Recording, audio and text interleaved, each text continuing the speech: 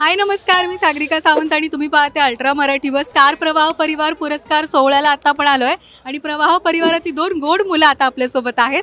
Hello, कसे आहात? Hello, I am good, thank you. खूप छान, थँक्यू. प्रवाह परिवारात पुन्हा एकदा तुमचं आगमन झालंय, तर काय कसं वाटतंय आता पुन्हा कुटुंबात आल्यावर? आम्ही या कुटुंबाच्या बाहेर कधी गेलोच नव्हतो मुळात, आणि आत्तापर्यंत जर तुम्ही लोकांना विचाराल तर आम्ही टीव्हीवर दिसतच होतो. त्यामुळे हा प्रवाह परिवार आमचा आहे, होता आणि राहणार.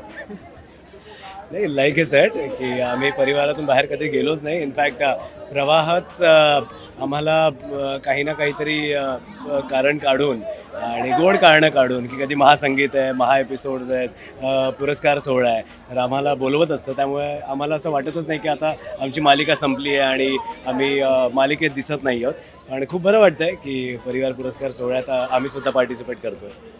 खूप छान वाटलं तुम्हाला दोघांना या पुन्हा प्रवाह परिवारात बघून. बरं, मला सांगा, हे रेड कार्पेट आहे, तर आयुष्यातलं सगळ्यात पहिलं अवॉर्ड फंक्शन कोणतं होतं आणि सगळ्यात पहिला अवॉर्ड कोणता होता? त्याच्याकडे अवॉर्ड जास्त आहे, तो सांगेल. त्यामुळे तू सांग, मी आठवतो तो बरं. माझं पहिलं अवॉर्ड, मी काही स्टुडिओज वगैरे नव्हतो शाळेत. असं काही मी खूप हुशार विद्यार्थी नव्हतो की शाळेत मला खूप ट्रॉफीज आणि बक्षिसं वगैरे मिळाली आहेत. स्पोर्ट्समध्ये पण नव्हतो असं काही. मी क्रिकेट खेळायचो, तर तिथे मला छोट्या मोठ्या ट्रॉफीज वगैरे मिळाल्या होत्या. माझे सर जे आपले सचिन तेंडुलकर, आपल्या सगळ्यांचे फेवरेट, द्रोणाचार्य रमाकांत आचरेकर, ते माझे सुद्धा गुरु.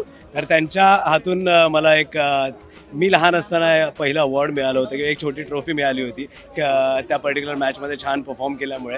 तर ते मला आता आठवतं आहे तू विचारल्यावर. आणि प्रवाहावर मला पहिला अवॉर्ड माझा 2021मध्ये जो पहिला पुरस्कार सोहळा होता तेव्हा मिळालेला.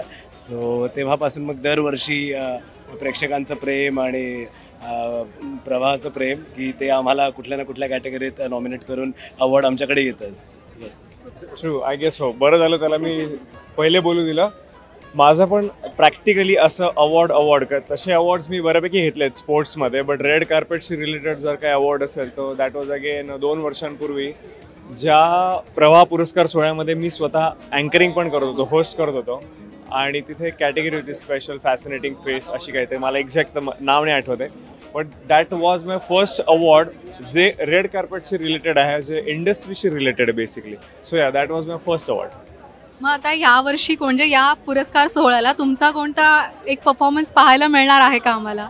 सर परफॉर्म कर रहे, मंदार सर परफॉर्म कर रहे.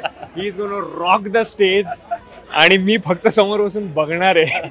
मी आरामात आहे यावेळेस, क्योंकि ये सर परफॉर्म नहीं कर रहा है, तो इसलिए हमें परफॉर्म करना पड़ रहा है. पण जयदीप गौरी ही जोडी महाराष्ट्राला आवडते आणि त्यामुळे प्रभाने हा विचार केला की ती जोडी पुन्हा एकदा दिसली पाहिजे जरी मालिका संपली आहे. सो माझा आणि गौरीचा एक परफॉर्मन्स आहे आणि रोमॅन्टिक ॲक्ट आहे छान.